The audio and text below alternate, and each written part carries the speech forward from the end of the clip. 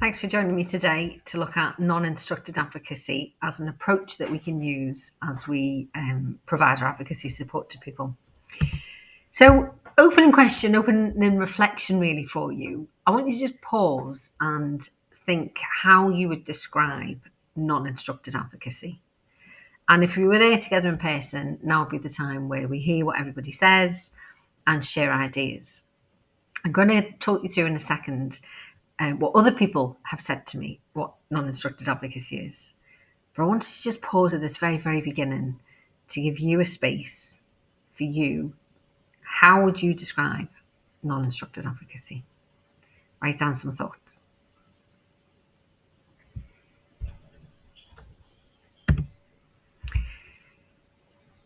When I've asked people on training before, these are some of the things that people have said. So I'm going to just walk you through these. A big chunk of non-instructed advocacy is when the person that you're supporting lacks the capacity to instruct you. And this is because of an impairment or a disability that means that it's not about communication necessarily, it's about capacity. Do they understand your role? Do they understand how you can help? And if they do, can they then instruct you that they want you involved in their life? So if you were thinking that non-instructed advocacy is there as an approach when the person lacks capacity, you're absolutely right. It's a way of using different methods to find out what the person wants and what's important to the person. And I really like this definition as well that somebody said. They said it's advocating for someone who's been assessed to lack mental capacity about the decision that's being made. So this, I think, draws in things like IMCA and DOLS, but also IMHA and CARE Act when you're supporting somebody through a specific decision, say about where they live, and they lack capacity to instruct you, their advocate, as to what they want. So that's the kind of the first chunk. It's about capacity. What else is non-instructed advocacy? Well, lots of advocates say it's about promoting choices and wishes. And it is. It absolutely is. It's about finding out what the views and wishes of that person would be if they were able to instruct you. It's about establishing their wishes and feelings. And somebody wrote to me and said, a person-centered approach is where an advocate would support a person to express their wishes and feelings when they're unable to express them. And this happens a lot in non-instructed advocacy, that because of the person's impairment or disability, it means that communication might be unclear. I always avoid linking non-instructed advocacy simply to communication, because it's on us to find a way to communicate to the person, not on them to find a way to communicate to us. So there has to be an issue with capacity, but often capacity and communication can go hand in hand, really. But we need to find a way to communicate to that individual. And the purpose of that in non-instructed advocacy is to still find out their wishes and feelings. People also talk about non-instructed advocacy about like checking that everything's okay. And it is. It definitely is. One person said it's about being the person's safety net. And I love that idea. Make sure that the person's happy and being properly cared for. And that's true as well. We're there to have an eye on the bigger picture. And really try and get an understanding of what, if this person had capacity, what decision do I think that they would make? And that's kind of my guiding force. What am I trying to find out? That's where I'm trying to get to. Somebody explained non-instructed advocacy is when wishes and feelings cannot be obtained, and therefore the advocate will explore past wishes and feelings, current facts, information, look at benefits and burdens in order to make any recommendations on how best to support the client. And then you present this to those involved with the client. You're not making recommendations on the decision, by the way. You're not saying this is what should happen, but you are it's perfectly fine to put forward suggestions as to how the decision might impact the person and what you think the likely impact will be. It's definitely about human rights. All advocacy is about human rights. So non-instructed advocacy is absolutely about upholding the rights of a person who lacks capacity. We try and protect their rights and entitlements. And the biggest right, of course, is the right to be heard. Just because I lack capacity doesn't mean that I lose that right to be heard nor involved in decisions about me. So the goal of the non-instructed advocate is to make sure that that person is as involved as much as possible when decisions are being made about that person. Sometimes we get sucked into this idea of best interests, and I just want to kind of very quickly say it's not. Non-instructed advocacy is not about the best interests of the individual. Just because the person lacks capacity doesn't mean that I stop promoting voice and I move to a best interest model. Best interests are what social workers make decisions on. They're what best interest assessors make decisions on. They're what care home managers make decisions on, doctors, etc. We are not those people. We are an advocate. So we make sure that the people making the best interest decision listens and hears what's important to the person. So the second quote on this slide is much, much more accurate, I think, at capturing this. So where a person's unable to instruct the support they would like from advocacy, it's our job to attend meetings, gather updates, speak with family if we're able to, and gather a picture of the person to make sure that the people making the best interest decisions are actually acting in the client's best interests. So that's a good way of phrasing it. But can you see the distinction that we're making here, that I'm not making the best interest decision? I'm not making recommendations based on what I think is in the person's best interests. I'm still focused on wishes and feelings, which feeds into that best interest framework.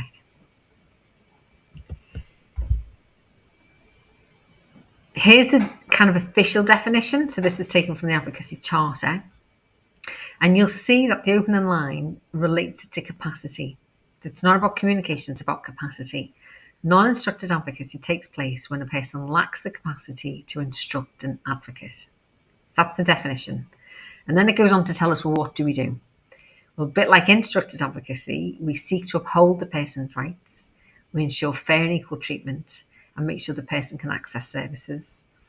And then we make sure that all the decisions are taken with due consideration for all relevant factors, which must include that person's unique preferences and perspectives. So that's the definition.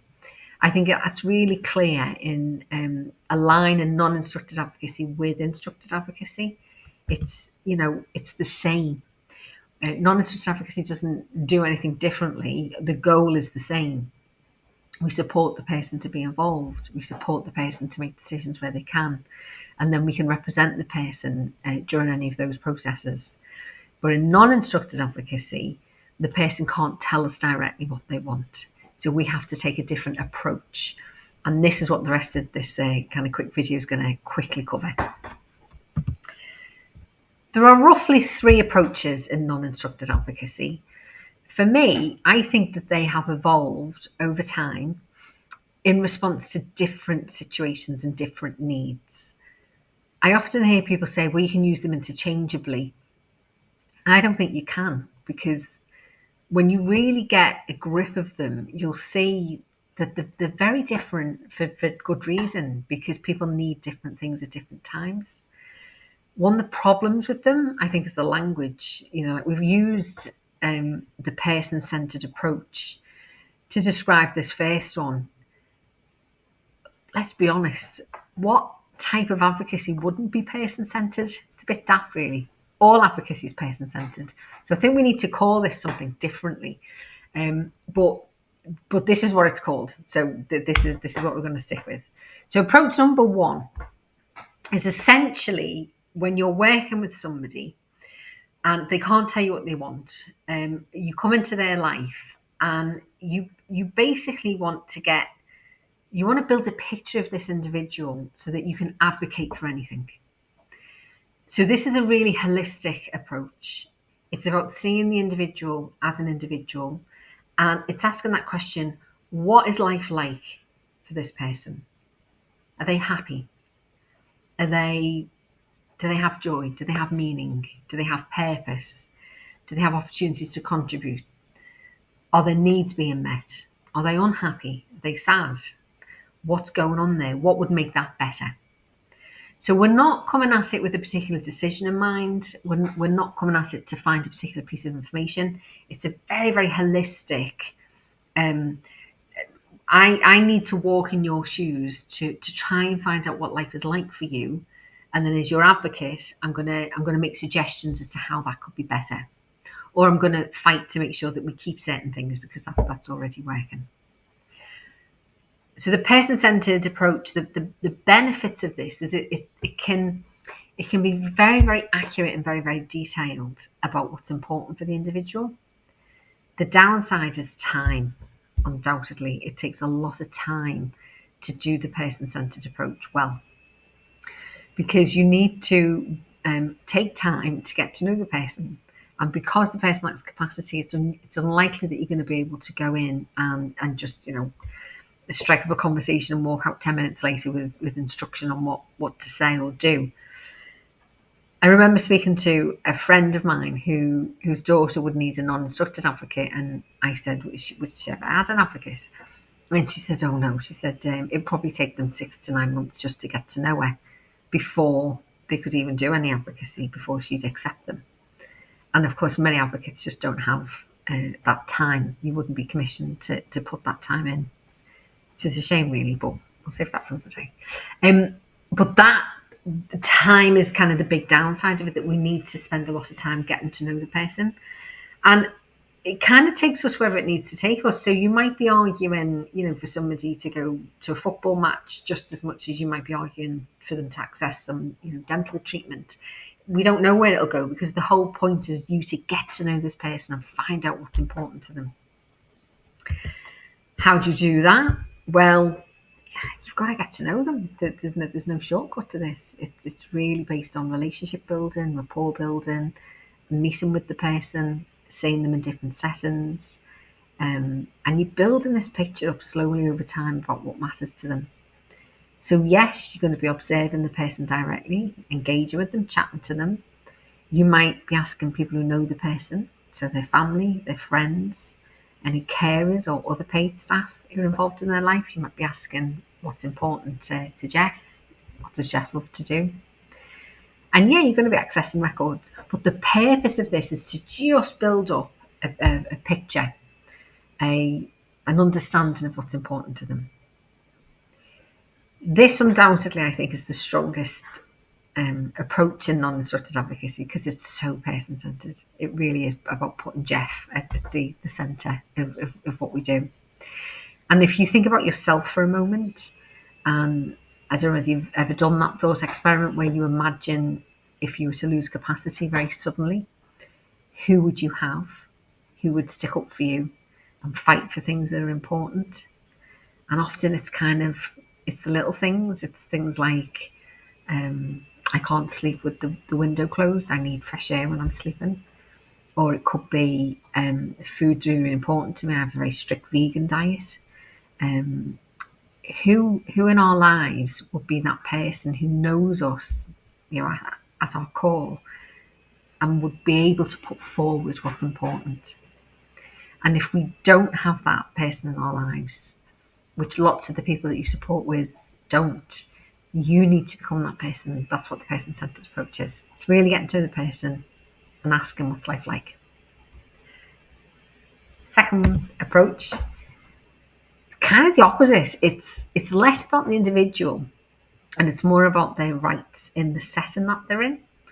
And again, I hate calling this human rights, as if like there's any type of advocacy which isn't about human rights. All advocacy is about human rights, but this approach is less about getting to know the individual and focusing on what rights are really, really pertinent in today.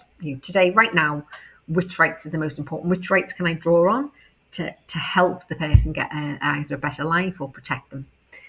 So we're looking here at various acts and various pieces of legislation. I forgot to put the Care Act on, forgive me, but Social Service and Wellbeing Act is in Wales and the Care Act 2014 is in England.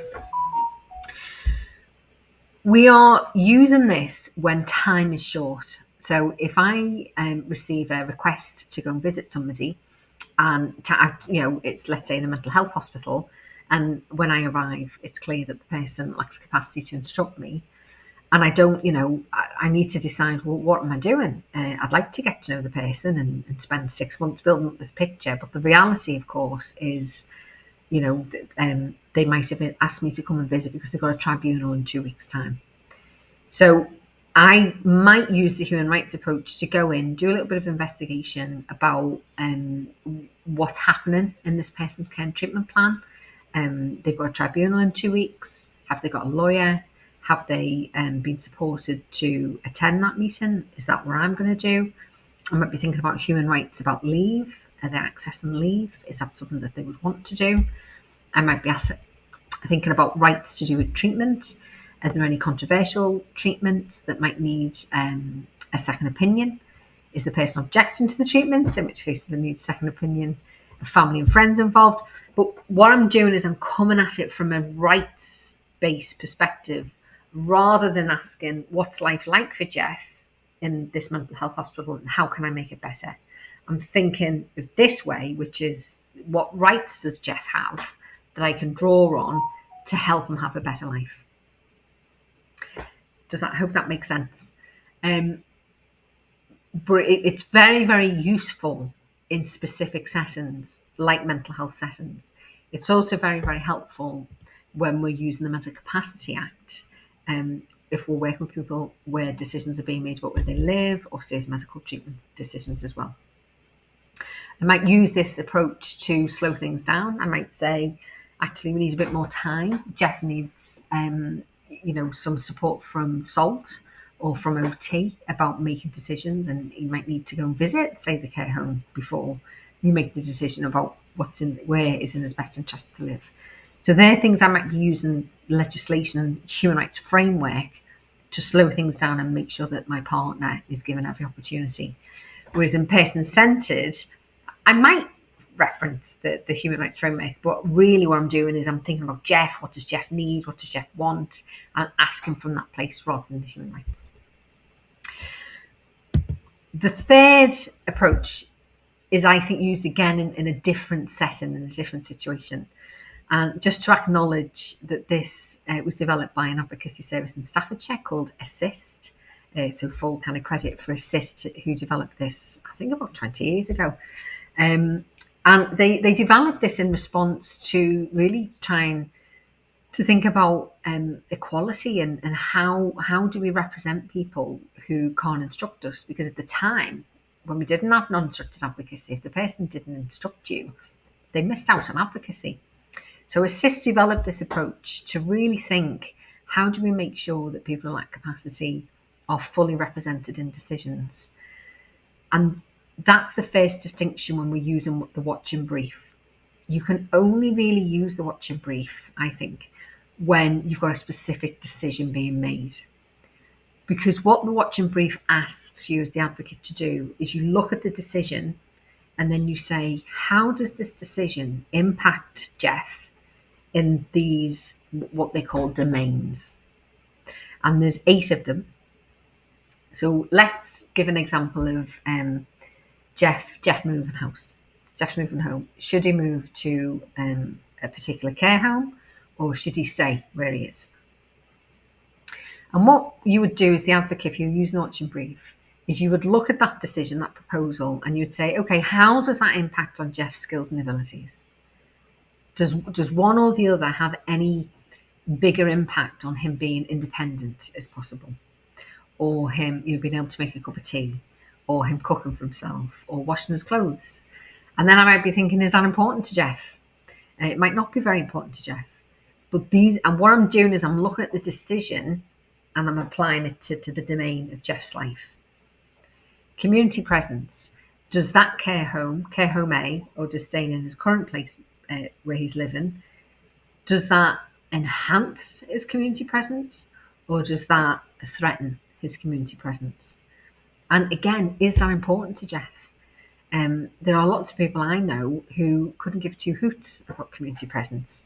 They don't care where they live. In fact, when they close their front door, that's it. The world can go and, bugger off. They like privacy and they don't want to have community presence.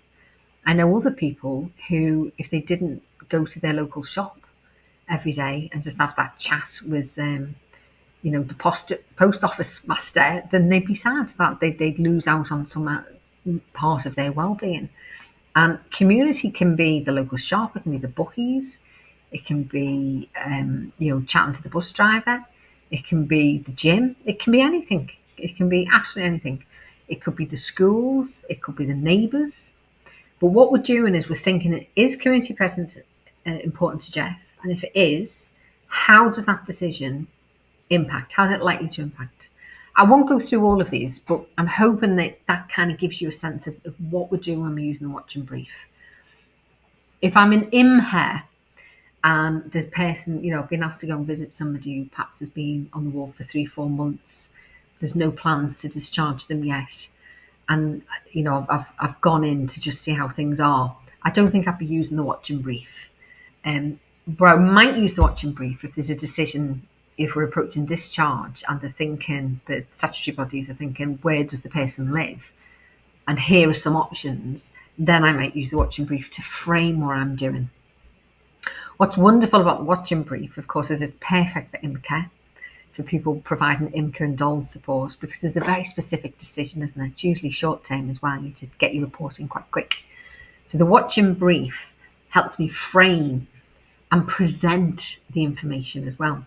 So when I'm writing a report, these headings of the different domains kind of give me the shape of the report. It's all right, the structure's already there. I'm saying these are the options and these are how they impact on Jeff. Option A, option B, and I'm going to work my way through. So that's the watch and brief. So thinking about when you come into contact with somebody who lacks capacity to instruct you, and you're going to be faced with a decision about, where do I start? Where do I start? Do I start gathering information from the person themselves? Do I start with the professionals who know them well, the carers, or their family and friends? Or do I spend time in the office reading about the person? And I think the answer to that is it depends. So I wouldn't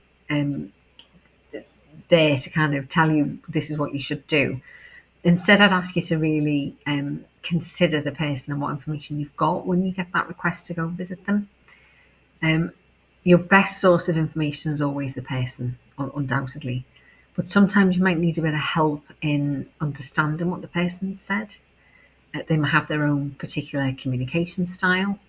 They might say things, but the words the person uses might have a different meaning. So you might want to start with the professional. And I think it's always a good idea to at least ask the people who know your partner, whether that's professional or family and friends. It's always a good idea to ask them, how does the person communicate? How will I know when they say yes? Or how will I know when they say I'm not sure? And how will I know when they're a bit tired and want me to piss off? That would be another question I ask the people who know my partner. Other than that, you really want to be getting most of your information from your person, your partner, through your interactions and observations. When you're gathering information from people who know your partner, I want you to think about 2 questions that you'd ask them. So this could be to a family member, a friend, or a paid carer. And the first question that you can ask them is, what do they think should happen? So where do they think Jeff should live? Where do they think Jeff would be happiest? And that's a really important question to ask. The second question, which I think is a better question for advocates to ask, is what do they think Jeff would say? So first question is, what do you think should happen? Second question is, what do you think Jeff would say? And you know yourself, think about a loved one in your own life. It's sometimes easy to do this with people who are dependent on you, so say a child. What do you think should happen? What do you think what GCSEs do you think your kids should do? You'll probably have a view. Second question, what GCSEs do they want to do? Might be the same answer, it might not be.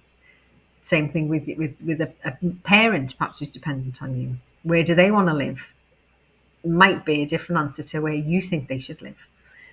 Now, I'm not saying we ignore one and not the other. What I'm saying is ask both. Ask both in your quest to find out what's important to the person, because through those conversations you'll be able to build up that picture much more clearly, I think.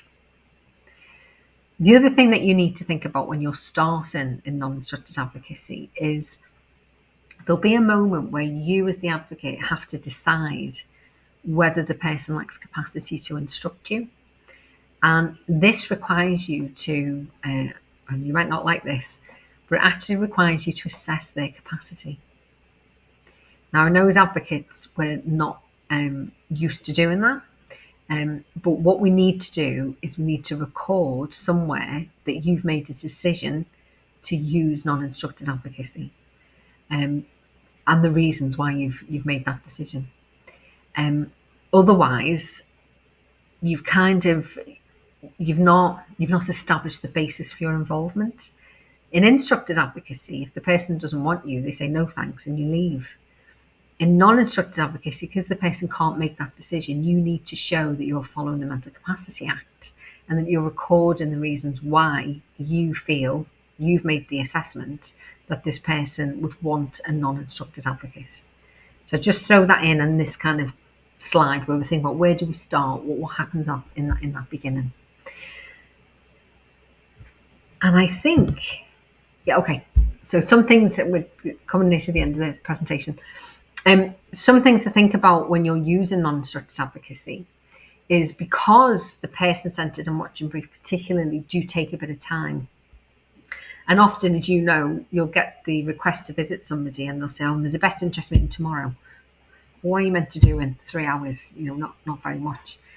So if the timescales are unrealistic, push back on them. Feel free to say, no, that meeting needs to be held again, or we need to reconvene in a month when I've had chance to get to know the person, build up a picture of their life and what's important. But think about the timescales, and what you want to do is you want to set an arc, that kind of time arc of when do you think you'll have something ready to share with people who are making decisions on behalf of this individual. That leads into the kind of the other points on this slide, which is about your outcome. At the beginning of an instructed relationship, we support the person to decide what their outcome is, what is it they want to achieve. In non-instructed advocacy, you won't be able to do that because the person won't be able to instruct you. You therefore need to think about that. You need to think, well, what am I doing? What am I working towards? You don't want to be just visiting somebody for 6 months without an outcome. You do need to be visiting them to get to know them, but there needs to be a purpose. There needs to be that focus of I'm visiting them in order to build up a picture so I can inform the discharge planning. And you need to pick also the kind of, I'm going to use air quotes, the advocacy issue. So what is it that you're working on? Is it about discharge? Is it about treatment? Is it about the day-to-day issues in the care home, for instance? Is it about rights because the person can't have leave? Is it about actually they're really bloody miserable and don't want to be here? So what's the outcome that you're seeking? And really thinking early on about, and throughout your involvement, how do I know that? Where's the basis for that? I always encourage people when you're using non-instructed advocacy to write a report. It doesn't have to be complicated, and we've got 2 other videos that talk you through writing reports. But when you're writing a report, what you're doing is you're framing your findings, you're showing what information you've gathered, and you're putting it clearly in front of the person who makes the decision. When you do that, you need to check and evidence everything that you're saying. So when you hopefully watch the other videos, the rhythm that we want you to get into is to make your point, say why it's important. Make your point, evidence your point, and then say why it's important. So I make my point, Edith loves cats and wants to be a cat at the care home. It doesn't matter that the care home has a policy of no cats. I don't care because I'm there for Edith. And that's what Edith wants. Edith wants a cat. So that's what I'm saying. I'm saying it clearly. Edith wants a cat. Edith wants a cat to live with her in the care home. How do I know that? She talks about it every time I visit. The care staff tell me that she talks to them about it pretty much every day. So I'm evidencing my finding. Finding number 1, Edith wants a cat. I evidence it. How do I know? She tells me. Care staff tell me. And then the third point, why is that relevant, is the kind of the analysis. So here I might say the care home has a policy of no cats. Or I might say, we formally requested it. Or I might say, can we formally request it? Even if the care home has a policy of no cats, don't let that stop you. Keep pushing, keep asking. Can the care home revise that policy? How old is that policy? Why is that policy? Well, they had that policy 20 years ago because somebody was allergic to cats. They're not there anymore. We want in our reporting to be pushing so that we get the person what's important to them. And the cats, I guess, is an easy one because so many of us enjoy and love animals. But that could be about anything. That could be about food, friendship, activities, where they live, family. Whatever you found out of the person, that's what we're putting in. But I won't say any more about report writing because, as I say, we've got a separate video that you can watch to go through. When you're coming towards the end of the non-instructed advocacy, what I would be thinking is like a kind of a checklist. Have I established if there's a decision being made? Have I thought about the setting the person's in? Am I under any time constraints, or can I take a bit of time because this is long term? Do I have a good understanding of who is around the person and who matters to my partner? Have I got a good understanding of their communication and how they say yes, no, and bugger off? I might also think at the beginning and throughout, what is it that I need? Do I need some extra skills in communication? In the halcyon days of when IMCA first started, there was so much emphasis on tools like talk and maths. Lots of IMCAs were trained in Makaton and PECS, the picture exchange. I don't see that as much now, and I don't know why. But yeah, think about, are there any gaps in your skill set about communication, like talk and maths? If you're just sitting there thinking, what the bloody hell she's talking about, what's talk and maths? That's okay. Just Google it. Google talk and maths. It's a communication aid that really helps people who are non-verbal or don't use spoken word to express what's important to them. And then do spend some time at the beginning thinking, what is my goal as the non-instructed advocacy? What's my focus? What am I here to do? Okay. Couple of quick little scenarios just to test what you're thinking. So first, I want you to think about which is the best approach, the person-centered approach, the human rights approach, or the watch and brief. So Judith is 45. She was recently in a car accident which left her with a brain injury. And an IMCA has been instructed because a decision needs to be made on where she needs to live long term. So imagine you get this request to visit Judith. Are you thinking person-centered? Are you thinking watch and brief? Or are you thinking human rights? I would suggest you could use a couple for Judith, but for me, the watch and brief would be best because there's a specific decision about where she's going to live. So I would be pushing the local authority to come up with real-world choices. Is it literally care home A, or is it care home B, or is it supported living? She's 45, she's young. Can she stay at home but with a package of support around her? Could it be something like extra care? What are the options on the table? And then using the watch and brief, I'd go in, get to know Judith, and find out how those options impact on the various domains of her life. Hope that makes sense. Frankie is 36. He's been in Mental Health Act in a hospital for 10 years, so quite a massive long time. He's a tribunal, and you've been asked to support him through the tribunal. He lacks capacity and he's got very little speech. So you've got a month before the tribunal. Which approach should you use? Well, the watch and brief is kind of out because there isn't a specific decision being made other than should he stay in hospital, and that's not for you to make. The tribunal panel will make that decision. So I'm left with the person-centred or the human rights approach. Person-centred, if I already know Frankie, which is possible because he's been in the hospital for 10 years, or a hospital for 10 years, I would hope that an advocate has been visiting Frankie throughout that time. In which case I'd use the person-centred. So I'd be thinking what's important to Frankie. and I would be making sure that the solicitor, his legal or her legal representative, understood what was important to them, and was able to push for that. You could also use the human rights approach. So the human rights that Frankie has, now, things like rights to leave, rights to complain, rights to see family, rights to a second opinion, rights to discharge planning, rights to his voice or her voice. I'm not sure if Frankie's a him or her. But thinking about rights, what rights are most important to Frankie today, and how can I draw on them to help the solicitor? So an obvious one would be discharge. I mean, 10 years is a long time. I would be thinking what's happening, what's preventing, what are the issues around discharge.